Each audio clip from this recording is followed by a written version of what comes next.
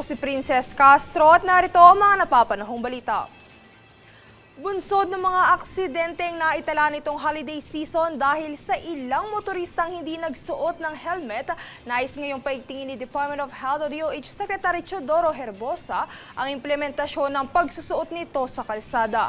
Kanyang binigyang diin ang halaga ng pagsuot ng helmet dahil ayon kay Herbosa, kaya sanang maiwasan ang malalang injuries o pinsala kung ang mga motoristang ito ay may suot na helmet. Samantala, habang ang panukalang ito ay pinag-uusapan pa, kanila munang palalakasin ang advokasya para sa road safety.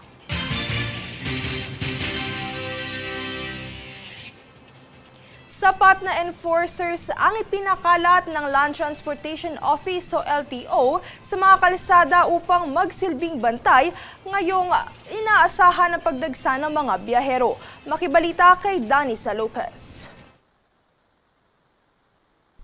Asahan ng karagdagang enforcer sa mga kalsada ngayong araw dahil mahigpit na nagbabantay ang Land Transportation Office o LTO sa inaasahang pagdami ng mga tao sa pampublikong lugar dahil pabalik na ng Maynila ang ilan sa mga nagbakasyon sa kani-kanilang mga probinsya. Ang kautusan ito ay mula kay LTO Chief Assistant Secretary Attorney Vigor Mendoza II para sa umano'y maayos na daloy ng trapiko at pagtitiyak sa kaligtasan at seguridad ng bawat motorista.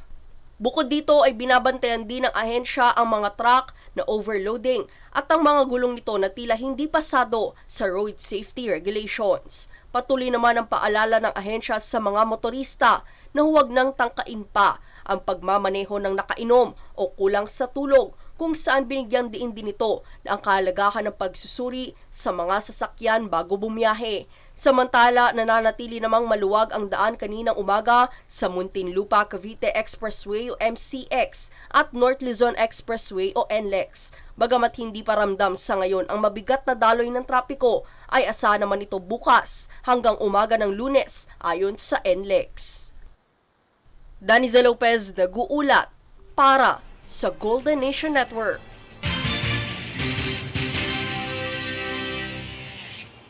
Samantala, nakita sa datos ng Bureau of Fire Protection o BFP na kwitis ang pangunahing sanhi ng sunog na dulot ng paputok.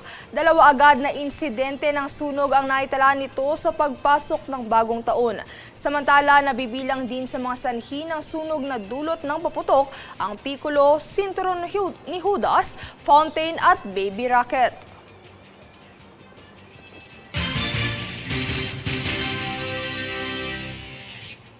Kami ang boses ng pagbabago. Ako si Princess Castro at ito ang News Force. Sa ulo ng mga balita, Philippine Navy nilinaw na walang dapat ikabahala sa natagpuang submarine drone sa karagatan sa Masbate. OFW na uuwi sana nitong Pasko, natagpuang wala ng buhay sa bakuran ng kanyang amo sa Kuwait. Mga peking birth certificate kaugnay ng Pogo, kakanselahin. Pagbaba ng travel advisory ng Japan, patunay na ligtas na ang mga dayuhan sa Mindanao. Implementasyon ng pagsusuot ng helmet ng mga motorista, paiigtingin. Mga isisilang mula 2025 hanggang 2039, ituturing ng Generation Beta. Patas at pantay na balita, komprehensibong ulat para sa pulso ng masa. Ito ang News Force.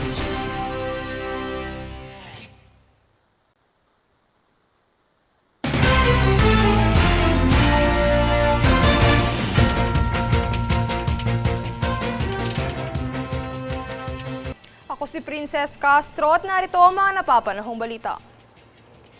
Pasintabi po sa mga nanonood, sensitibo ang ulat na ito.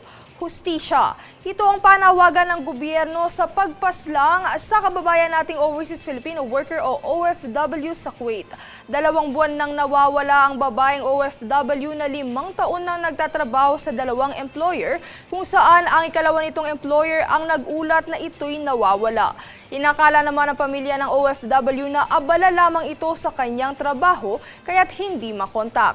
Inaalam pa kung may kinalaman sa krimen ang una nitong employer kung saan sinasabing mismong ang kapatid umano ng suspect ang nagturo sa kinaroroonan ng nasabing biktima na naaagnas na sa bakuran ng amo.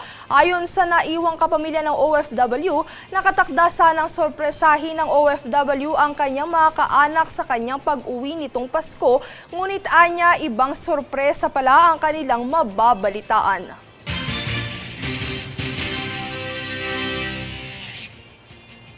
Tiniyak ng Office of the Solicitor General na tutulig sa indin nito ang mga insidente ng mga peking birth certificate kaugnay ng operasyon ng mga pogo sa bansa.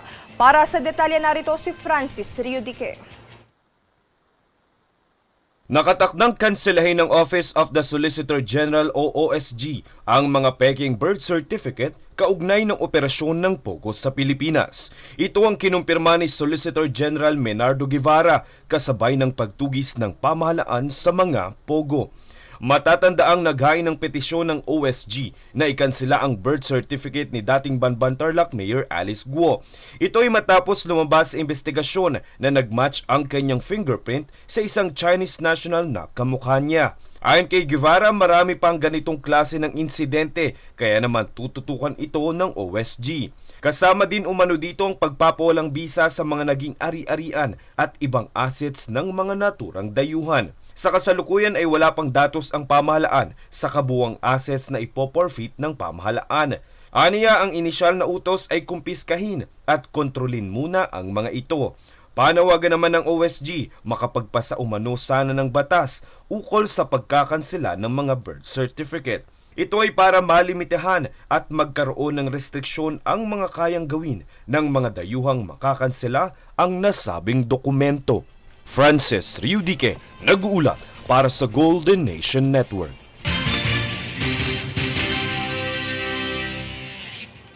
Ngayong pagpasok ng taong 2025 ay hudyat din ng pagbabago ng henerasyon. Ito ay dahil tatawagin ng Generation Beta ang mga isisilang na sanggol mula ngayong taong 2025 hanggang 2039.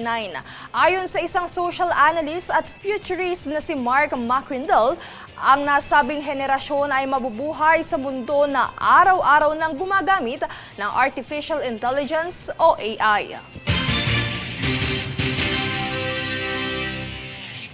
Kami ang boses ng pagbabago. Ako si Princess Castro at ito ang News Force.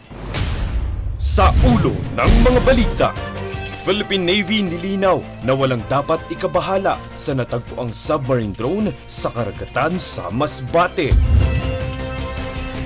OFW na uuwi sana nitong Pasko, natagpuang wala ng buhay sa bakuran ng kanyang amo sa Kuwait. Mga peking birth certificate kaugnay ng POGO, kakanselahin. Pagbaba ng travel advisory ng Japan, patunay na ligtas na ang mga dayuhan sa Mindanao. Implementasyon ng pagsusuot ng helmet ng mga motorista, paiigtingin. Mga isisilang mula 2025 hanggang 2039, ituturing ng Generation Beta. Patas at pantay na balita, komprehensibong ulat para sa pulso ng masa. Ito ang News Force.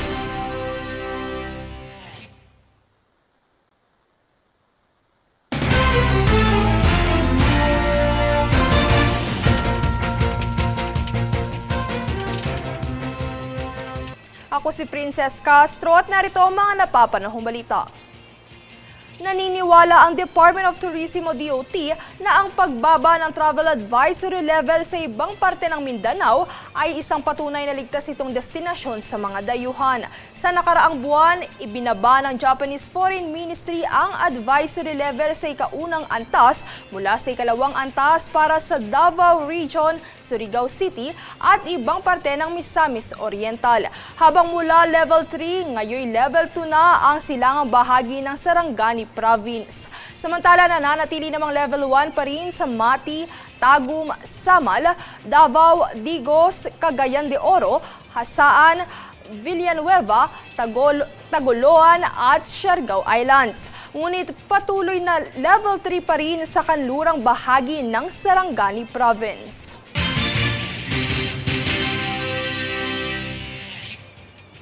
Sa aktibong pagbabantay ng kapulisan sa Metro Manila ay naniniwala ang National Capital Region Police Office o NCRPO na ito ang dahilan kaya naging maayos ang naging pagdiriwang ng holiday season. Yan ang balitang hatid ni Dan Isa Lopez.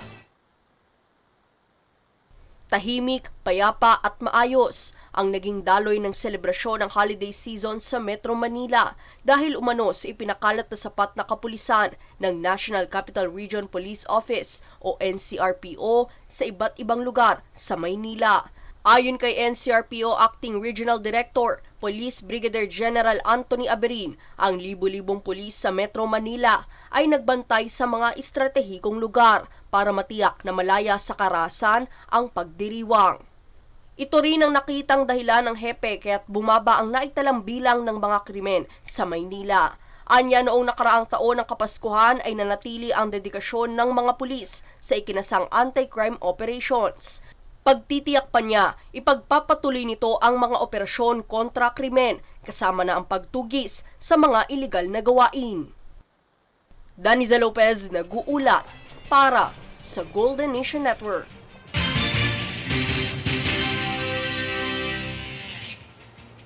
Inanunsyo ng Department of Public Works and Highways o DPWH nitong Huwebes na kumpleto na ang road improvement project na magbibigay benepisyo sa mga magsasaka sa komunidad ng Tarlac. Ang proyekto na may 2 lane at may lapad na 5 metro ay nagkokonekta sa Barangay Santa Rosa ng Concepcion at Barangay Talaga ng Kapas, Tarlac. Ang bagong kalsada ay mayroon ding 5 solar LED street lights na makakatulong sa kaligtasan tuwing gabi at maiwasan ang panganib ng aksidente sa daan.